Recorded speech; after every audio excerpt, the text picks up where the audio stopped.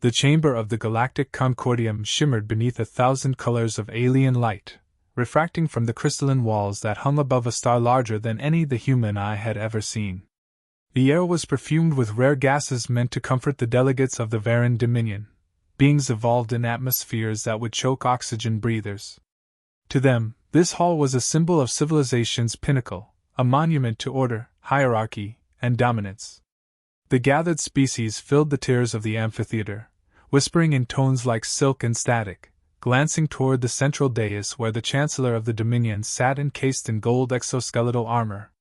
He watched with 6 glistening eyes, every one radiating the quiet arrogance of an empire that had never been defeated. They spoke of humanity as a curiosity. A primitive world that had spread faster than its biology should allow. A species of contradiction, capable of empathy and atrocity in equal measure. The Dominion scholars had debated for decades whether humans represented potential or contamination. Their conclusion had been swift and absolute: containment. And so, the fleets were dispatched under the guise of pacification. In their arrogance, they assumed the humans would plead for peace, that the tiny blue world would crumble under a single orbital barrage. Instead, something unexpected had happened. The Chancellor adjusted his voice modulator, letting his words echo through the dome. "Our losses were regrettable," he said, though the tone was clinical, detached. "But order must be restored. The human anomaly cannot be allowed to disrupt galactic balance." Applause rose from the surrounding tiers. The audience, scaled, feathered, metallic, and gaseous, seemed unified in their disdain for the upstart species. To them, the destruction of a few human colonies was a necessary warning, a reminder that the Dominion's rule was law. The word war was not uttered; they preferred discipline. Yet beneath the surface of pomp and protocol, unease lingered. Reports whispered through diplomatic channels, entire fleets gone silent, colonies of the Dominion suddenly isolated. A single human task force had destroyed 3 armadas and vanished into slip space without a trace. Weapons of unknown origin had turned space itself into fire. The aliens told themselves these were exaggerations, tales inflated by frightened subordinates. But none could deny the tremor that rippled through the Empire's hierarchy, a realization that perhaps they had provoked something they did not understand. Around the Chancellor, the emissaries of lesser species exchanged nervous glances. They had seen the recordings, brief, censored, terrifying. Ships torn apart not by energy but by kinetic fury. Missiles moving faster than light permits, guided by machines that seemed to think like men. The humans had answered annihilation with precision, not chaos. There was something deeply unsettling about that restraint. The Chancellor silenced the assembly with a gesture. "Representatives," he said, his voice smooth as polished obsidian. "The human delegation has arrived. Let us show them what civilization looks like." Laughter rippled through the hall, brittle and artificial. The sound died as the massive doors of the chamber opened. From the light of the corridor stepped a single figure, small by comparison to the towering Varan, fragile beside the insected titans and amphibious lords. No armor, no entourage. Only a simple black uniform bearing the crest of the United Terran Federation. The guards exchanged looks, confused. One being? No advisors, no guards? A ripple of disbelief passed through the chamber like wind across still water. The Chancellor leaned back, amused. "They send one," he murmured, as though one voice could speak for an entire species. The figure walked slowly, each step echoing against the polished obsidian floor. No sound but that measured pace, no fear in the posture. The alien delegate studied the face, unreadable, calm, and entirely too human. The silence grew heavy, almost reverent, before being broken by the Chancellor's dry tone.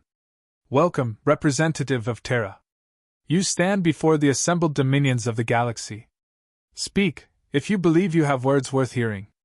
No answer came at first.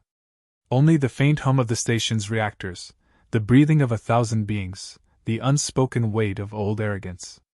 Then the human lifted their gaze, eyes dark and still, and said with perfect clarity, "We came when you called for peace. And you began a war." The words did not shout. They did not accuse. Yet the sound cut through the hall like the cold of space itself, stripping away ceremony and pride in an instant. Even those who could not translate the language understood the tone. Something primal shifted in the air, the sensation of an ancient species speaking not from weakness, but from memory. The alien lords had expected apology or plea. Instead, they heard judgment. The Chancellor's mandibles clicked in irritation, the rhythm betraying unease. Around him, the galaxy's most powerful beings felt, for the first time, the faint pulse of fear, not from human weapons, but from the realization that this lone envoy did not come to beg. Humanity had sent no fleet, no army, no delegation of scholars. It had sent a voice. And that voice carried something far more dangerous than defiance, certainty. In that instant, every being in the Concordium understood that the story they thought they ruled had changed. The primitive world had spoken back. "My name is Ambassador Alara Hayes," the human said, voice steady, unamplified yet cutting through the layered hum of translators. "United Terran Federation, speaking for the people of Earth."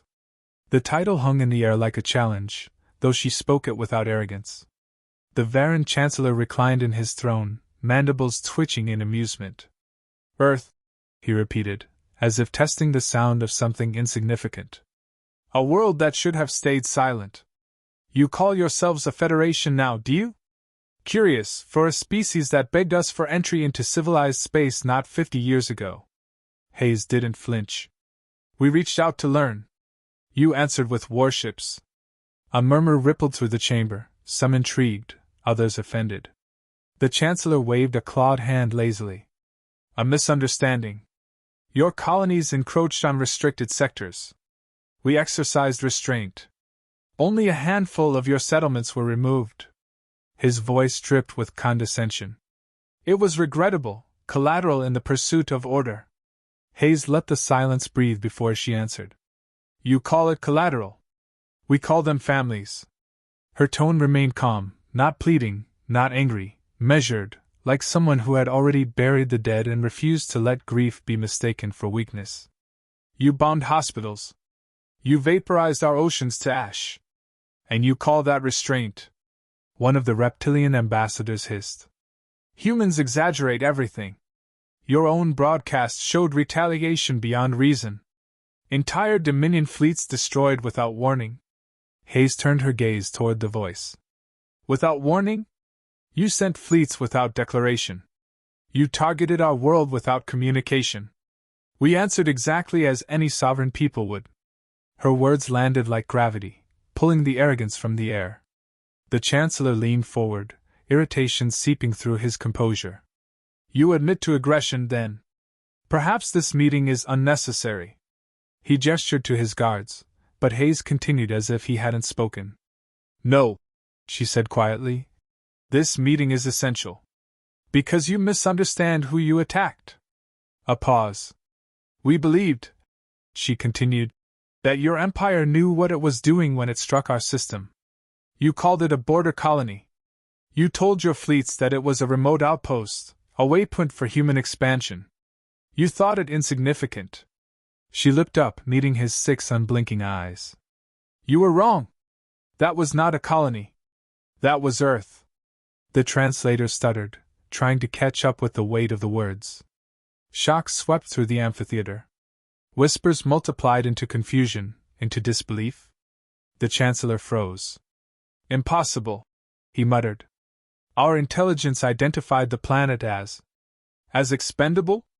Hayes cut in. "Your intelligence failed you. You attacked the birthplace of our species. The cradle of humanity. The one world we swore to protect, even when we fought among ourselves. You didn't strike at a colony. You struck at our home." Images flickered above the dais, projected by her embedded holocore. They weren't theatrical, they were records.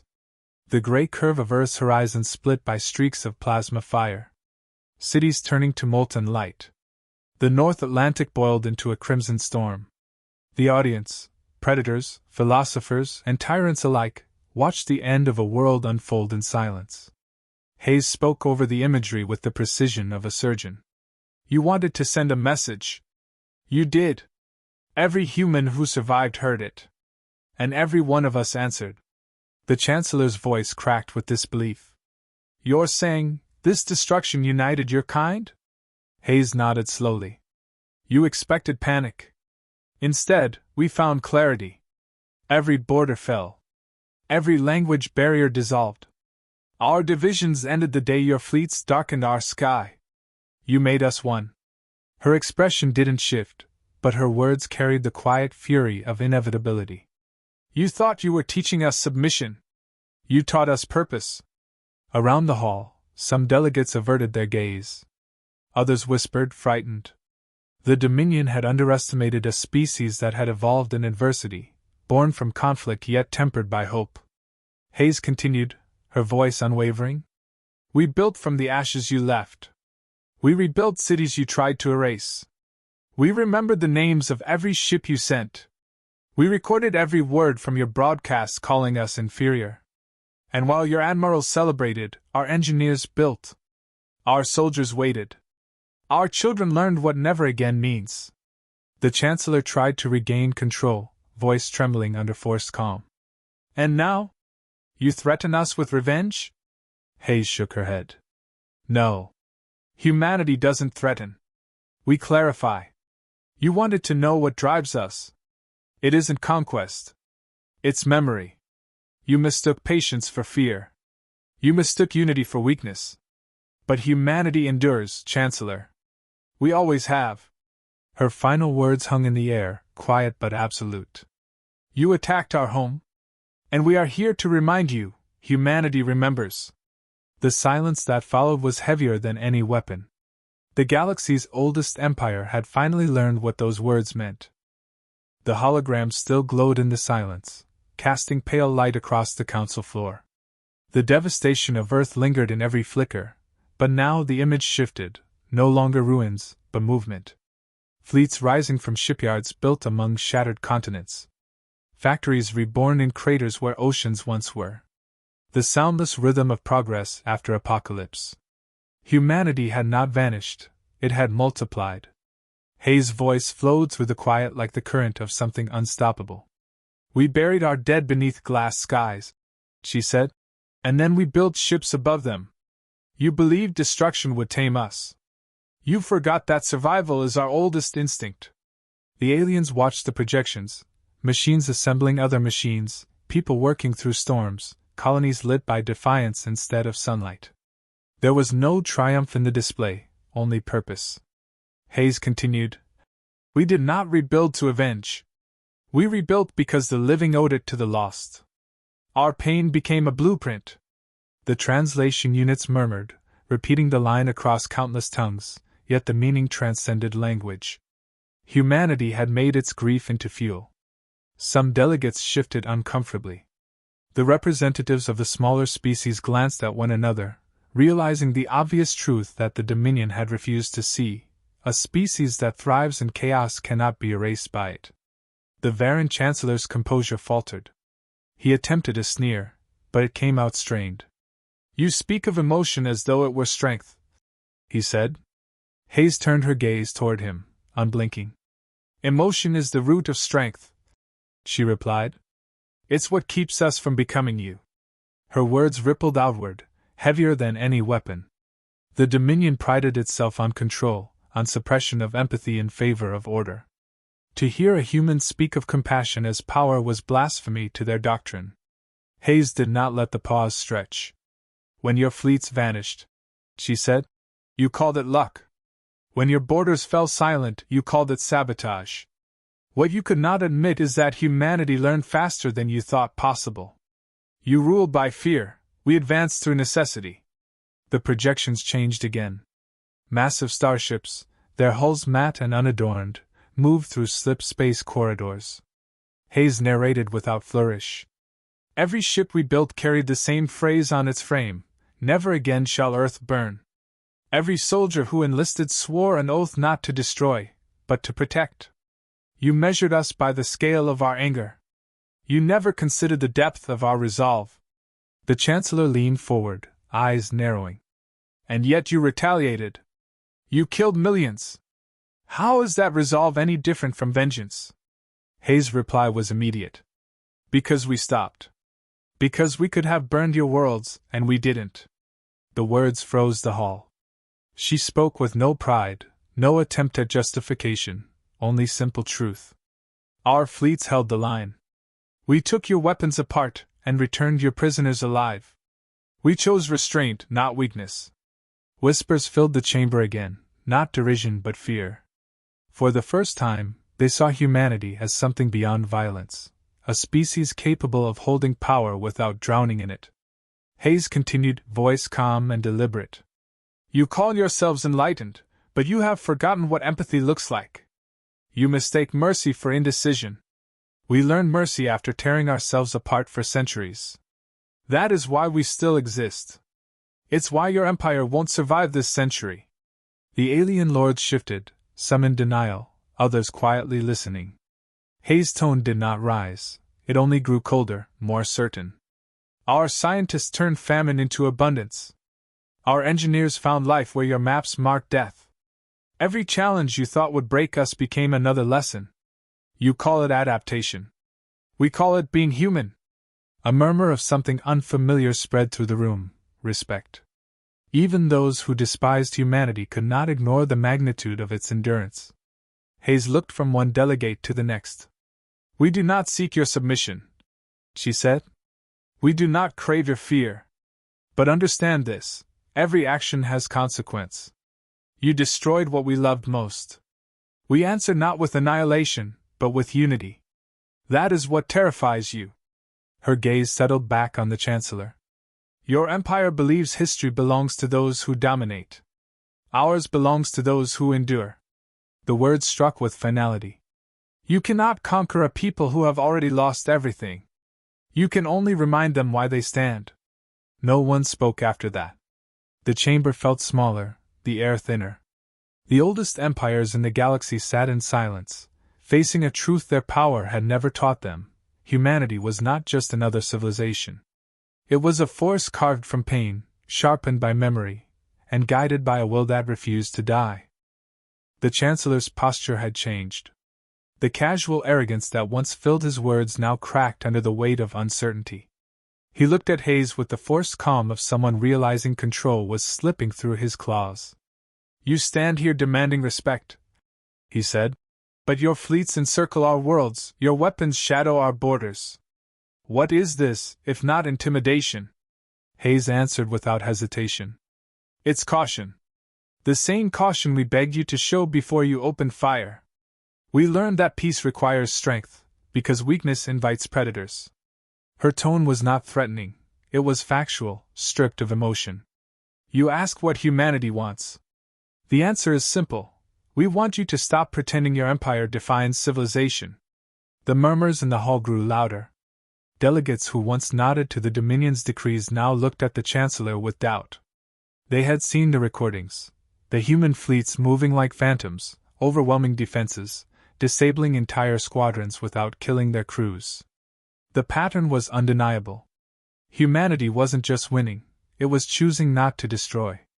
That terrified them more than any weapon. The Chancellor's composure broke, his voice rising.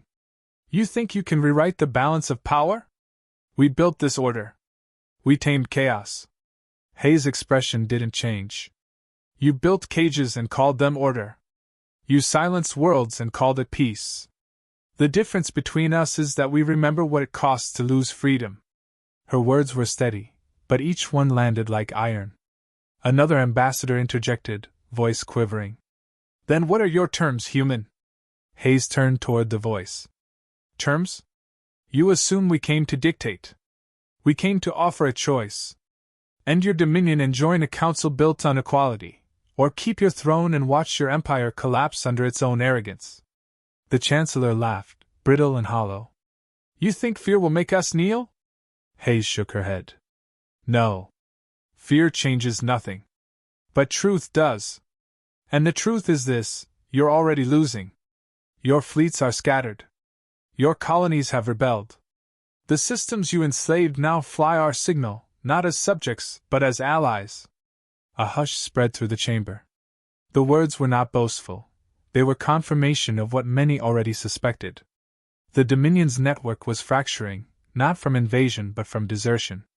Species once bound by fear now sought refuge in humanity's expanding coalition. The Chancellor's mandibles clenched, rage barely contained. "You're destabilizing the galaxy," he hissed. Hayes met his fury with unshakable calm. "We're restoring balance. The galaxy doesn't need masters. It needs memory." She let that word linger. "You call yourselves eternal, but eternity means nothing if it's built on silence. Every empire falls when it forgets the pain it once caused." The Chancellor tried one last time to reclaim dominance. "You speak as though you are gods." Hayes' reply came sharp and final. "No. We're what you made us. You taught us that survival demands unity, that mercy is a weapon sharper than fear. You wanted us erased. Instead, we became something your empire cannot understand, a civilization that fights only when it must, and when it does, it never loses twice." The projections shifted again, showing the Dominion's war maps replaced by human beacons spreading like wildfire through the void. Hayes didn't need to explain the image. Every delegate understood. The era of Varan dominance was ending not through conquest, but through revelation. Those who once obeyed the Dominion now saw an alternative, a humanity that didn't seek to rule but to coexist on its own uncompromising terms. She looked directly at the Chancellor, voice lowering until it was almost a whisper. "You called us savages. You called us fragile. But we are the mirror you refused to face. The more you tried to crush us, the more we became the reminder of what you lost long ago, the courage to change." The silence afterward was suffocating. The Chancellor, for the first time in recorded history, had no reply. The galaxy's most feared ruler sat frozen before a single human who had not raised a weapon, only truth. Hayes continued, her final words deliberate and mercilessly calm. "We don't seek revenge. We don't demand surrender. But understand this, the age of empires is over. The age of consequence has begun." Around the hall, whispers turned into acknowledgement. Delegates from distant worlds bowed their heads, not to humanity, but to the inevitability of what they represented. Hayes turned away, leaving the Chancellor in silence, the weight of her words heavier than any fleet. The Dominion had built its throne on fear. Humanity had shattered it with memory. And as the echoes faded, the galaxy finally understood, Earth's children had come not to conquer, but to redefine what power meant. The Dominion never recovered from that silence.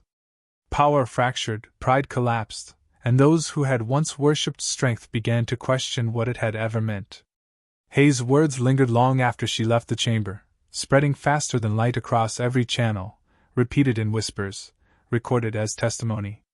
Humanity had not conquered through force but through conviction, and in doing so, they dismantled the foundation of tyranny itself. The empire that had ruled for 20 millennia learned the one truth it had buried beneath its arrogance. Fear could command obedience, but respect could outlive empires. Across the stars, treaties dissolved and new alliances formed. Worlds that had hidden under the Dominion's shadow now reached toward the Federation, not for protection but for partnership. The symbol of Earth, a blue sphere once thought destroyed, became a banner of endurance. In the ashes of old power, a new order began to take shape, one not ruled by the strongest, but guided by those who remembered what loss meant. Hayes' speech became more than diplomacy. It was the first declaration of a new galactic ethic: mercy without weakness, justice without cruelty, memory without vengeance. On Earth, the reconstruction was complete. Oceans had returned, forests had regrown, and the scars of war remained deliberately visible. Humanity refused to erase them. They stood as reminders of what complacency allowed and what unity achieved. In every city, a single phrase was carved into the stone of the rebuilt memorials: "We remember." Those two words became the creed of a civilization that had risen from extinction's edge. The galaxy watched humanity rebuild itself not as conquerors, but as keepers of balance. Their fleets patrolled not for dominance but to prevent what once happened to them from happening again. And yet, even in strength, they never forgot the humility born from their near destruction. Where the Dominion once imposed obedience, humanity inspired cooperation. Where fear had once silenced dissent, hope began to speak again. Hayes returned to Earth, as neither hero nor ruler but as a voice among equals. Her report to the Council of Worlds was short, her tone unchanged. The Dominion has fallen. Their worlds are free. But victory is not an end, it's a responsibility. Her warning resonated deeply. Humanity had earned respect not through victory, but restraint, and the price of that respect was eternal vigilance. No one cheered. They simply nodded, understanding that peace was not a resting place. It was a duty renewed every day. The Dominion's archives were open to all. The atrocities of their reign laid bare, not to humiliate, but to ensure remembrance. The Federation made a decision unprecedented in galactic history: no revenge, no reparations. Only truth. And truth spread faster than hatred ever could. Generations later, scholars from species once enslaved by the Dominion would cite that moment as the beginning of true civilization, the day humanity taught the stars the cost of forgetting. Hayes' final address came years later, spoken from the rebuilt Capitol beneath a sky clear for the first time in decades. Her voice, recorded and shared across every world, carried the same quiet gravity it always had. "We are not perfect," she said. "We never will be. But perfection isn't our strength. Our strength is the will to rise again and again, no matter how many times we fall. They called us fragile. They were right. We break, but every time, we rebuild stronger than before. That is humanity's gift and our warning." The transmission ended with a single sentence that echoed across generations. "You attacked our home, and we answered, not with conquest, but with remembrance." Long after her death, the galaxies would still speak her words as the measure of what it meant to be human. The Federation grew not by assimilation but by trust. The once feared human warships became symbols of guardianship, their presence a silent promise: no world would ever face the fate of Earth again.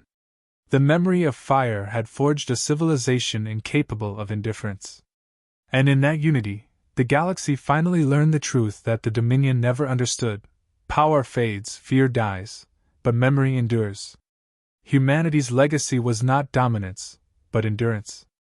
And somewhere beyond the stars, the echo of their vows still lingered: we remember.